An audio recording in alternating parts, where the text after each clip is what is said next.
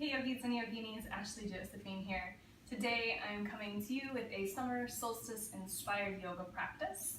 I also have my fun yoga pants on. These yoga pants are from Yogaletics, and I will put a link down underneath the video if you're interested in finding fun yoga pants online. So, summer solstice, summer yoga practices. Oftentimes we think of summer as this time when we go out and we play and we spend a lot of time in the sun, and it's great fun, and it is. But the best thing that we can do to heal ourselves and find balance in the summer is to cool down. It's already a really hot time of the year. The best thing that we can do is slow things down a bit, which is naturally what most of us do anyway. This is the time that we take breaks, go on vacations. So we're doing pretty good, hopefully, so far. But this is the time of year when it might start to be counterproductive to be taking really hot vinyasa yoga classes, because there's already a lot of heat outside, and if we go into these really sweaty, vigorous yoga classes, we're just increasing and increasing and increasing that amount of heat. We're not giving ourselves a chance to balance out and cool down. So what I'm going to share with you today is adding in a little bit of yin, a little bit of a slow flow type practice, and a restorative posture to end us out, so that you can slow things down a little bit, cool down, and have a good time with your summer yoga practice. We'll start with a yin posture. This is a posture that will have two sides. You might have heard of it as Janu Shirshasana or one-legged forward fold in other yoga classes that you take. So if you want to sit down and bring your right leg out in front of you and the sole of your left foot to the inside of your leg.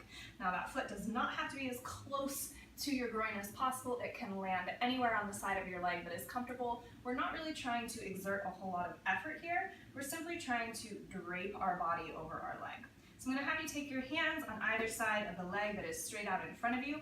Your toes can just be resting. They don't have to be flexing or pointing. Just let that leg relax. Take a big breath in, see if you can find some length in your spine. And as you exhale, slowly start to round forward. You might not round that much. That's totally okay. Again, take a big breath in. Allow your exhale to invite any more movement that your body feels like it needs to come down into this forward fold. You're not trying to push or create any type of effort here. You're simply trying to be in your forward fold, whatever that looks like to you. And this might be slightly frustrating because this is the very first posture that we're doing and you might be super tight. And that's totally okay. In fact, you probably will be tight and you probably won't go that far at first. We're not trying to force ourselves anywhere. We're just trying to allow ourselves the space to be where we are, and then our body is naturally going to untangle and unwind itself as we give ourselves that space and as we focus on the breath. So as you inhale, see if you can create some space in your belly. Really big belly breath. And then as you exhale, maybe you're able to find a little more space to fold forward. Maybe not, that's okay. Again, take a big breath in and a big breath out. And let's try one more on this side. We're not doing super long holds, but if you feel like you want to stay here for a couple more minutes, absolutely press pause, and you can set a timer and stay here for up to 5 or even 10 minutes. That can be really nice to give yourself some time to create space. We're going to move on. On your inhale, you'll slowly rise up. You can use your hands to help you come back up. Then take your opposite foot out in front of you.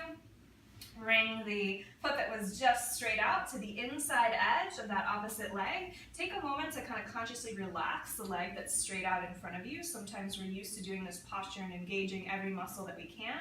In yin, we're not trying to engage any muscles. That will come next, don't worry. So hands on either side of your leg. Take a breath in to begin, find some length. And then exhale. Allow the exhale to help you melt into the posture. Again, you might not go down that far. That's totally okay. That's what the next breath is for. Take a big breath in and a big breath out. Notice if you're holding any tension anywhere in your body. I was holding it in my shoulders and my elbows. Use your breath to guide you into this fold. Yin is actually more challenging for the mind than it is for the body. But it's also really good for getting into the fascia layers, the connective tissue layers in our body. So while we move, we start to target the muscle. You can stretch the muscle, but we also need to target the connective tissue, which wraps around the muscle to keep the connective tissue pliable and soft as well. And these long holds where we're not activating muscle or trying to create any effort are really great for untapping and working into those layers of fascia that surround the muscle. If we have healthy fascia, it will be easier for us to have healthy muscle. So take a deep breath in. One last big breath out here. Again, if you want to stay longer, you can stay equal holds on both sides. We're going to move on very slowly. Press into your hands to bring yourself all the way back up. If you ever get the chance to do a full yin practice, a 60 or 90-minute class, I definitely recommend it.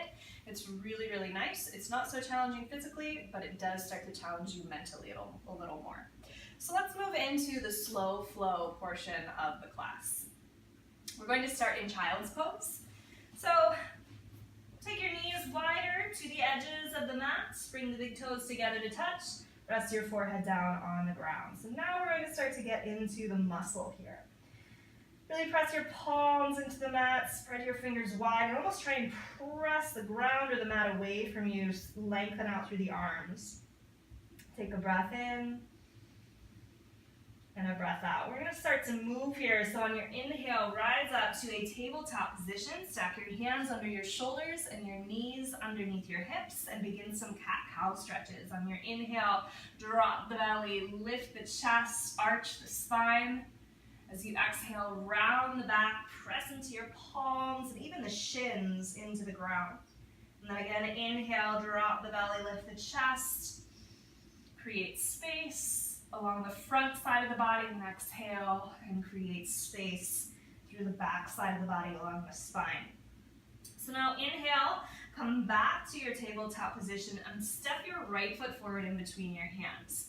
Now I might make it look easy, it might not be that easy for you. If you need to use your hand to help you hike the foot all the way up in between your hands, that's totally okay. If you need blocks or books on either side of your foot to place your hands on, you can use those as props. In this low lunge, I want you to hinge the hips forward so that you're lunging low into that front right leg. And then try and find some length in the spine. Take a big breath in and a big breath out. You're going to keep the left hand down on the ground or on a block. Reach the right arm up for a twist. And exhale, bring yourself even deeper into that twist. Keep breathing here, big breaths in and out, so that you feel the shape change in your belly, in your rib cage, and in your chest. You always have the option to curl the back toes under and lift that back knee to take a slightly more dynamic and active posture. Take a breath in and a breath out. Now, if you have the back knee down, lift that knee up off the ground and slowly start to spin your back foot down so that your toes are pointing to the opposite edge of the mat. Begin to straighten your leg. We'll move into triangle, so the hand that was up in the air will now come to rest on your foot, the ground, or a part of your leg. And now the left hand is going to reach up towards the ceiling. You can imagine lifting up through your elbow first. When your elbow can't reach any further, then you can reach the arm up towards the ceiling. Remember to breathe here, and you can gaze down, straight forward, or even up at your top fingertips, and you're in triangle pose. So here I want you to see if you can find a lot of length along the sides of your body so you're not just collapsing down to the ground. Take another big breath in, and a big breath out. This feels really nice in the hips for me. So one more inhale. On your exhale, bend the elbow, place that left hand back down, very slowly moving back down towards the ground. Pivot onto the ball of your left foot, bend your knee and place the left knee down on the ground. So now start to activate your core muscles, press the palms down into the ground around blocks, and try and pull your heel up towards your glute and send your right leg back behind you, hover it up off the ground. You can stay right here if you'd like, or challenge your balance. Reach the left arm out in front of you, spinal balancing. Reach out through the fingertips and back through your heel. Take a deep breath in. Again, you can stay right here. This is a perfect place to be if you're wobbling around and trying to find your center. If you want to move on, bend your right knee, reach back, grab hold of your left foot. If you can't make contact, you can always just pretend, that's okay. Have a healthy imagination, and then press that foot into your hand if you can make contact. Maybe find a little cow pose, dropping the belly, arching the spine. Take a breath in, getting some space in the chest, a nice little back bend with some core work and some balance thrown in. Release that hand, release the knee, step the foot hand down, step the knee down, and then take a couple cat-cows. Inhale, drop the belly, lift the chest. Exhale, round the spine, just to reset the spine before we go to the other side. And come back to center. Step your left foot forward. Again, if you need to take the hand and help hike it up, absolutely, that's okay. Then lunge forward. Let the hips come forward towards that left foot. You can have blocks underneath your hands if you need something to support the hands, something underneath the hands. You get a nice little stretch in your psoas, your hip flexor back here, which is really nice if you spend a lot of time sitting or traveling. Let's take it into the twist. The right hand stays down this time. On your inhale, reach the left arm up towards the ceiling. You can gaze in any direction that is most comfortable for your neck. If you want a more active posture, you can lift that back knee as you curl the back toes underneath. And then if you find this more active posture, really press back through that right heel so that back leg is active. So take another big breath in here and a big breath out. And everybody lift the back knee up off the ground. Pivot the foot down so that your toes are pointing towards the right edge of the mat. It's okay if you feel kind of strange in this position. We're just going to move slowly into the transition. Slowly straighten your left leg and bring the left hand down to rest on your left foot, your shin. You could even have another block here, or the ground. And now pull from the elbow. That right elbow moves up towards the ceiling. The right shoulder starts to move back. And when you can't lift any further, you might already start to feel a little pull in that top hip. And send the fingertips up towards the ceiling for your triangle. And again, you're looking for a lot of length and space in the sides of the body. My word of warning here is just make sure this front knee has a tiny little bend in it so we're not hyperextending and hurting the knee. Take a big breath in and a big breath out. It's nice to kind of roll that top shoulder back a little bit. One more, inhale. And exhale, bring the hand, the top hand to the shoulder. Start to take that shoulder down towards the ground. Release the hand to the ground. You're going to pivot onto the ball of the right foot and slowly lower your right knee down. Now engage the core, press your hands into the mat, slide the leg back, and hover it up off the ground. You might need to move the hands back so they're right underneath your shoulders. You can stay here or reach the right arm forward, the opposite arm, so you're in a spinal balance. Here, bend your left knee, reach back around, grab hold of your left foot with your right hand. If you can't grab it, you can use a belt or a strap. If you don't have one handy, just imagine. Even if you can't grab hold of the foot, try and press that left foot back into your hand.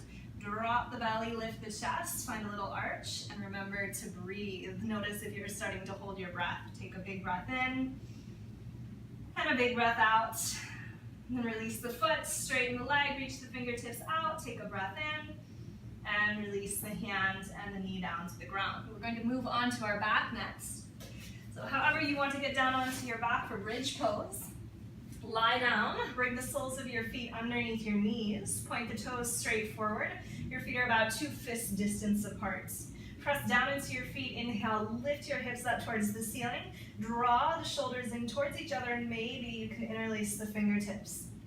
This gives you a little more space for the heart and for the back of the body to open up. Again, remember to breathe, big breaths in and out. We're getting into a little bit of an inversion here as we lift the hips up over the heart. One more big breath in. If your hands are interlaced underneath you, release them by your side and slowly lower down one vertebra at a time. When your low back hits the ground, bring the soles of your feet together. Let your knees fall wide. You can place your hands on your thighs, or one hand on your belly, one hand on your heart. Relax the shoulders, relax the jaw. Take a big breath in, and a big breath out. Pull the knees into the chest, give them a nice squeeze, and then reach the arms and the legs out in opposite directions. For a side bend lying down, walk your feet over towards the right and the hands over towards the right as well, creating a crescent-like shape with the body, but keep the left hip and the left shoulder down on the ground. So the left side of the body isn't peeling up, and really breathe into the left side of the body. You might even hold on to the wrists or the hands. Take a deep breath in and a deep breath out. And walk the hands back, the legs back, and do the same thing on the left side. The legs walk over to the left, the arms walk over towards the left. Keep the right side of the body down on the ground. That right hip presses down, the right shoulder presses down. Take a big breath in and a big breath out. And bring the hands and the legs back forward. Pull the knees into the chest one last time. It's a nice way to neutralize the spine. And then make your way into your final Shavasana. Reach your arms and your legs down. I encourage you to make this a restorative Shavasana. If you have pillows handy, place a pillow or a bolster. If you have the fancy yoga props underneath your knees, a pillow underneath your head. You can place a blanket over your body as well. Whatever you need to make you feel nice and comfortable. Then allow your mind to stay present with your breath. Now there's a little thunderstorm going on outside. I can hear the rain, the thunder. Allow the noises around you, whether they're natural and soothing or destructive and annoying, let them go on and allow yourself to breathe through it. There might be timers going off, dogs barking, people talking, TVs or radios on. The sounds of your day kind of wash away as you bring your senses inward, your focus inward. Take a big breath in through the nose, exhale through the mouth. It's a nice way to cool the body. One more time, inhale, exhale. You have the gift of time, which of course all of us really don't have a whole lot of time, but if you can prioritize that time for yourself, I encourage you to stay here for 5, 10, even 15 minutes. And give yourself that little break. If not, you can roll over onto one side. Bring yourself all the way up to seated. Your hands together at heart center. Finding your center, feeling that centeredness in your body. Take one more big breath in through your nose, out through your mouth. Just cooling practice. Happy summer solstice. I hope to see you on or off the